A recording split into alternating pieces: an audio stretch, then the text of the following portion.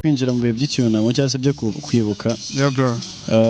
Ibintu bya entertainment biraza kuba bigenda gake, ariko nyuma y'icyunamo urumva hazaba hari indirimbo nshyashya nyinshi, hazaba hari EP nzasohora, hazaba hari ibitaramo biri gutegurwa bindi bivuga ngo anytime nshobora kugaruka Rusizi, so urumva ni byose imbere ni heza kabisa. Yeah bro, nkuko mubyumva nuko bimeze, ariko ntago agenda nakubajije ko kantu ko gufungwa Joe West gira ikintu uvuga ku kintu cyo gufungwa, nta bintu byinshi ngubajije ugira ikintu uvuga.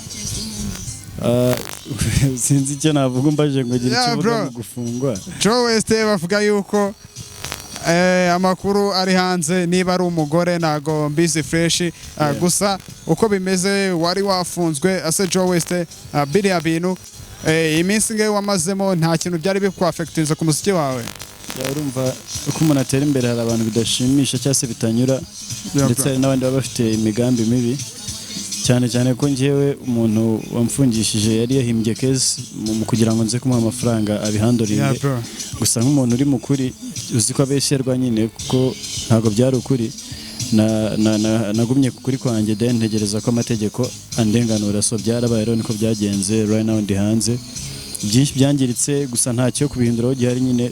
I'm not regretting, so nugutegereza ugakomeza ugakora cyane, ibintu byose bakubera amasomo biri kukwigisha nyine kuko turi ku isi. Yeah bro, kuri Instagram yawe hari akantu kariho ka Miro Artist ushyiraho Juno Kizigenza. Yeah bro, Kizigenza umwigiraho iki bro? Juno Kizigenza ni umuhanzi mfata nka mukuru wanjye. Yeah bro, cyane ko ni umuhanzi w'umuhanga, umuririmbyi mwiza, umwanditsi mwiza, kora melody nziza, even ari byinshi namwigiyeho, mbese bakunda no kuvuga ko dusa sometimes. Rero n'umuhanzi nkunda kandi mfana, niyo mpamvu nashyizeho ko ari Miro Artist wanjye. Yeah bro, nta zindi nyungu se ubira bintu wabikoze ugamije, kuko hari igihe nk'umuntu akora biriya wenda kugira abe yanamushakaho projet, nta projet twakitega yawe na Juno cyane ntibirapangwa bro? Ntago birapangwa, kandi iramutse inagaragaye usibye ko idahari nawe nta projet dufitanye, iramutse binagaragaye ko ihari ntago ari uko n'abandi nta hantu byabihuriye nuko ari muri bio yanjye. So kuba ufana umuntu no gukorana nawe ni ibintu bibiri bitandukanye.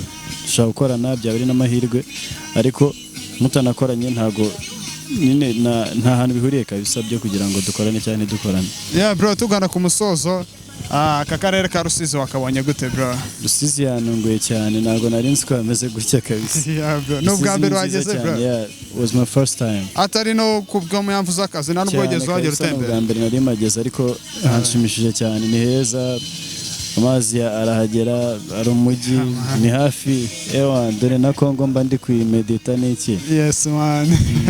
Ku buryo rero ajya upanga no kuza kwisurira Rusizi nta nakazi bro? Sana, Rusizi nakunze cyane kabisa. Yeah bro, Joe West arakoze cyane. Nkuko rero mwebwe mukurikiye kamera za Smith TV mubibona 5/5, reka Joe West agire icyo abwira abakunzi biwe bamukurikiye bro.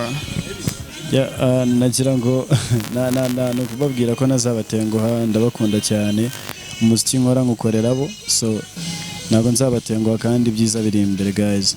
Yeah bro, akapera akantu k'akaririmbo. Abajama b'ibigango bazankanda nibaramuka babonye ukuntu nkunda, iyi couple ni nka sama muri season, ondukira rihane yufashe mic. Yeah bro, akaround kari ijuru cyane, ukubije inzani hejuru cyane, aka kamut kari ijuru cyane, njyewe nawe turi hejuru.